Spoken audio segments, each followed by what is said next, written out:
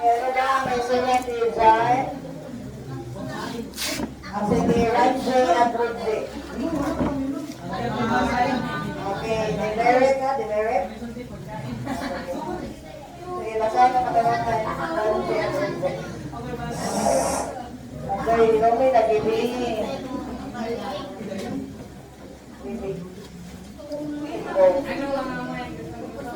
Ay, sabi ko, kinagtabig, dali yung doon ka na sa kinagtabig niya. Hello.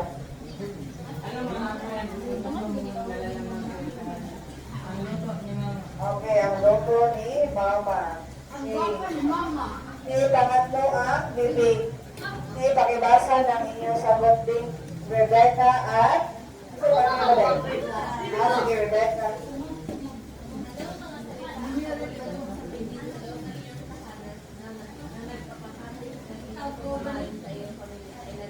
Okay, I love you. Mga salita mo. Pangalan kita na I love you. Ibang apat. Sige. Leslie at Joseph. Yung sa may nasulat na Leslie. Okay, mata. Sige, pakibasa lang yung sa ganda. Okay, basahin na yung tanungan. Okay, asa lang ninyo. Ikibasa Joseph or ikibo answer Leslie. Go. Last. Okay. Okay.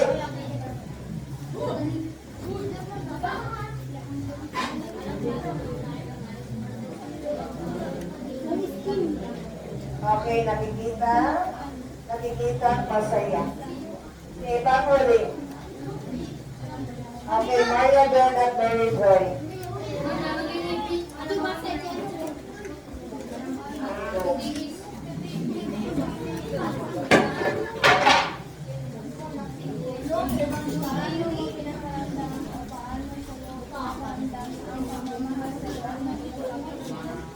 Okay, ano yung sagot?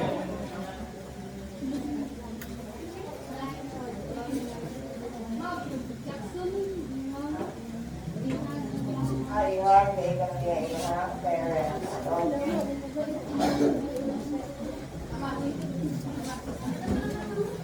Another activity now, tapos na, ulit na siya. Huwag pa ginasuwag ang uban. Magic po na pa doon. Anak ka rin ka-Digis. Okay, ngayon, nakatuloy natin. So, pagkakawan ng vocabulary ng ilalaman sa aralin. Okay, basahin ang panuklo ng sabay-sabay. Basahin ang panuklo ng sabay-sabay ko.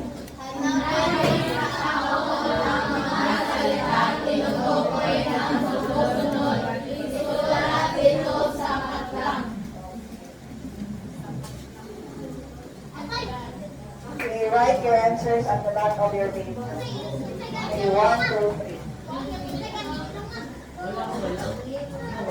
Okay, sulat ang inyong sagot sa back of your paper. Okay, 1 minute na.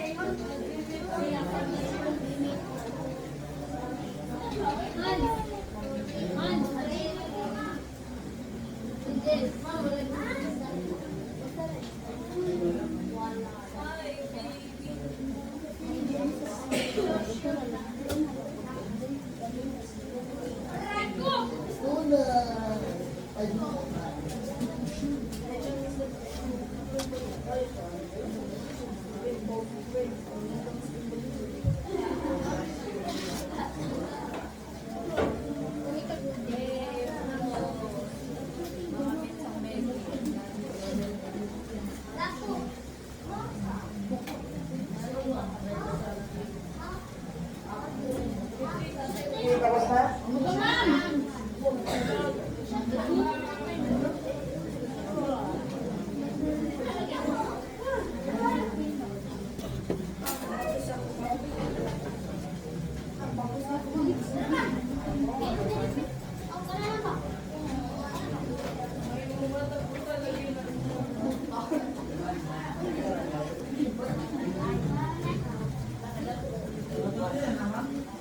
two, three na.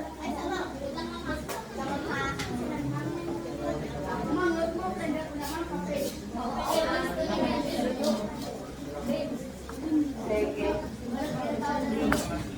Iwas ko ang inyong mga sagot. Sino ang gusto sumagot sa unang bilang? Sino ang gusto sumagot sa unang bilang? Okay, Benjay. Hindi ba na Benjay? Ha? Hindi ko na paro. Sige. Messi, basahin na sagutin ang mga bilang Messi.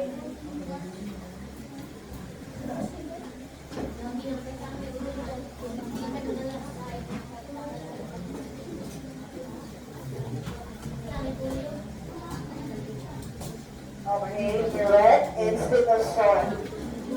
Okay, number 1 ay, ang sagot ay institution. Okay, pangalawa, si Nanjay.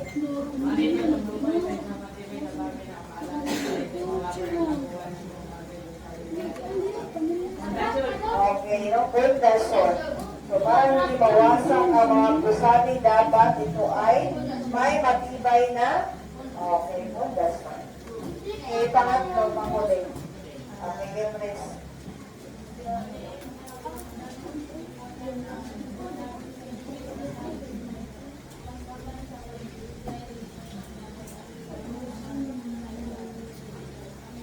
Okay, pamilya ay tama. Pinugat 3. 3 points. Okay, very good. 2. Now, 2. 1. 0. Ha? Sa nabali ang fondasyon at introduction. Sige, basahin hindi ang mga nahulugan ng bawat salita. For example, institution, isang lipunan, blah. Okay, again, all together, can you read? Isang lipunan Say mo ng word. Sabihin mo ng salita. Institution, isang lipunan, basahin ang sabay-sabay ko. institusyon, isang lipunan o samahan na itinatag para sa isang relihiyon, pang-edukasyon at lipunan o mga katulad na layunin. Okay, pangalawa ay fondasyon. Again, fondasyon. Pundasyon, maaari itong tumukoy sa isang matibay na bagay na umaalala para hindi mawasak ang kabuuan ng isang bagay, gusali, bahay at iba pa. Okay, panghuli ay pamilya. Pamilya, maliit na pangkat sa lipunan na nagsisilbi unang tanggapan sa pagbibigay, suporta, gabay at pagmamahal sa isang individual. Okay, so ang mga salitang iyon ay may kaugnayan no sa ating paksa ngayong araw. So number 1 ay introduction tama. Okay, fondasyon. Nakuha ka ninyo? Okay, pangatlo ay pamilya. Okay, basahin ang paksa natin ngayong araw. Ang pamilya. Again, ang pamilya. Ang pamilya bilang likas na institusyon ng pagmamahalan at pundasyon ng lipunan.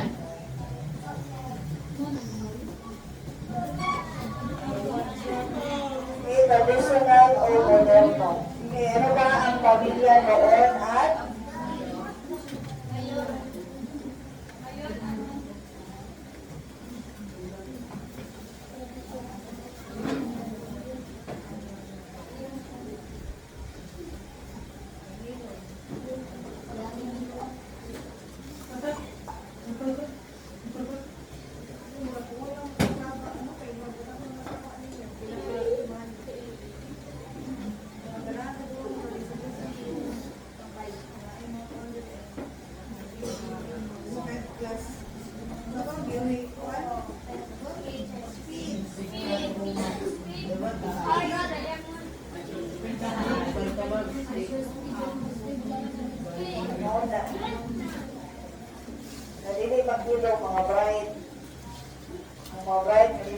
okay, balita po ko, ma-permit ini, test, o exam, kaya exam mo, ang score ng 0, may gudok-gudok. Hindi maminaw, nagabon na madaling yaw-yaw sa maestra, hindi maminaw. Kailangan ko mo masapahan. Sige. Ano ba ang pamilya noon at ngayon? So, base sa ating mga tinalakay, nakaraang nalakayan. So, ano ba ang pamilya noon? Ano ang pamilya noon? Ano ba ang mga tungkulin ng bawat kasapi ng pamilya noon? Hans.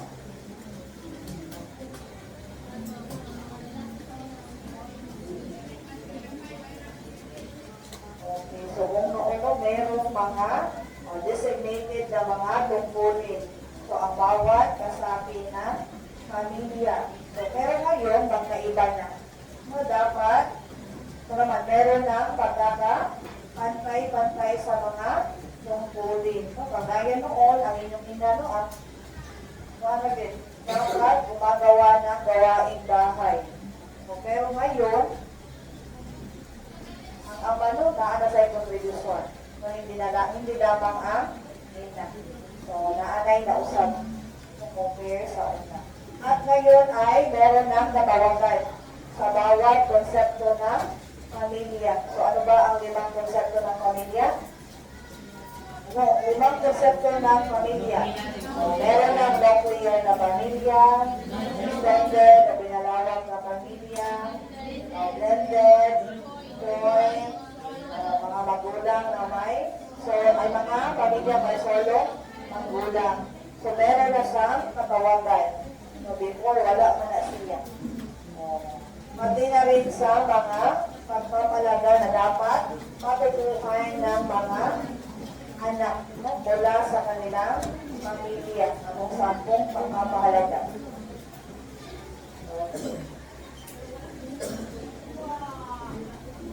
Okay, ano ba ang pamilya ayon kay Pierre Angelo Alomo? Okay, pakibasa din na sabay-sabay. Ayon kay Pierre Angelo Alomo, ang pamilya ang pangunahing institusyon sa lipunan na nabuo sa pamamagitan ng pagkakasal ng isang lalaki at babae. Dahil sa kanilang walang pag-iimbot, puro at romantikong pagmamahal, kapwa ng akong magsasama hanggang sa wakas ng kanilang buhay. Magtutulungan sa pag-aaruga at pagtataguyod ng edukasyon ng kanilang mga magiging anak. Okay, so ayon kay Pierre Angelo Alomo, so ang pamilya daw ay nagsisimula sa pagpapakasal ng union sa isang lalaki at babae. Imagine na good, hindi mo magkaila. Pero kayo ay nagdesisyon na magpakasal. Pagkatapos, ano ba ang kadahilan kung bakit sila nagpapakasal? Ano ba kayo rason? Ano magpakasal lang sila? Ha? Dahil sa kanilang pagmamahal sa isa't isa. Gusto mo kayo bumukay ito yan eh. Ikaw ano di ay, yan na nakapamahal sa inyong parents, ano di ay nagpakasal sila?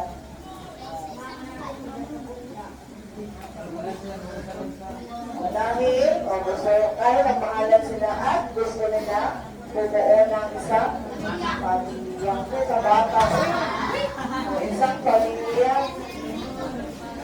magpareha sa kanila sila ng pililyo.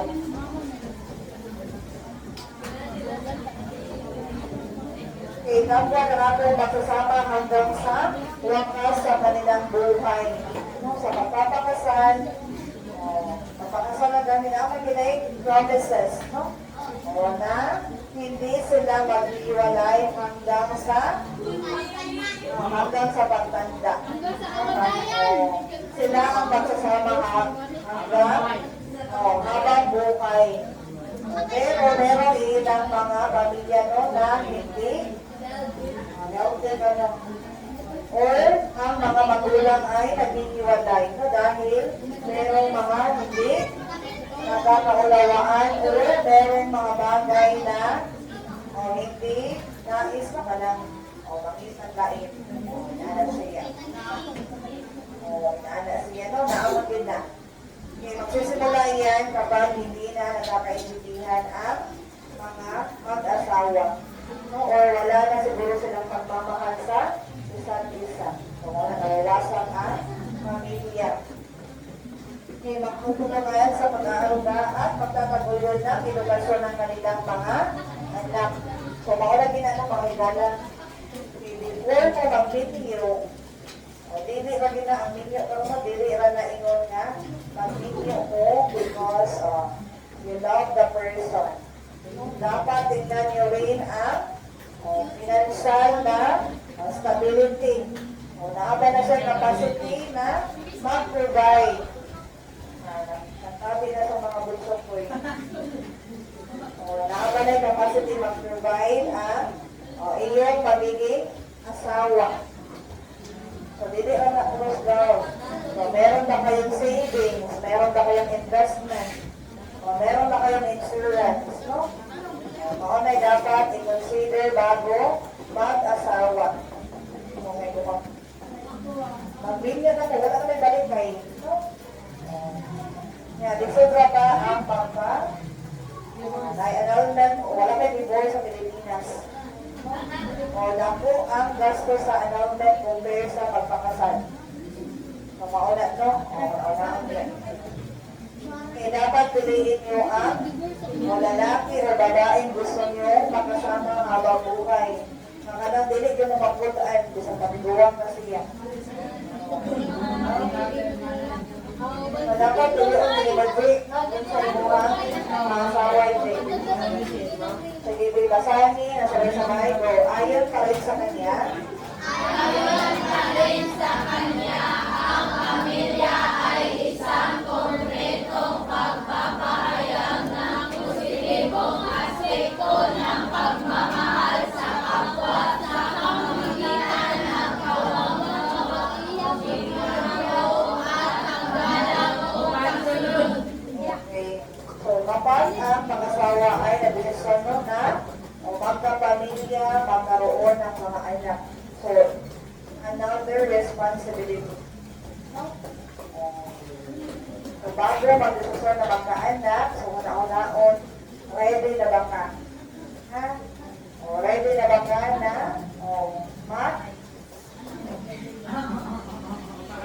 ready na ba ka na maging isang ulilang ama at ina? O, kasi kung wala may itugway ng anak sa pilit, kaya kay kabuhi. O, pinapili ha? O, dapat ikaw, lalaki, o meron kang trabaho.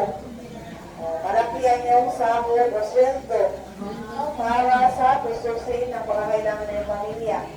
No, at mga babae ay handa ka rin na sa mga imong obligasyon. No, sa iyong mga tungkulin. Sige na, gagawin ang buwan ko ng atong. Sige na kayo, makapunta na siya kayo.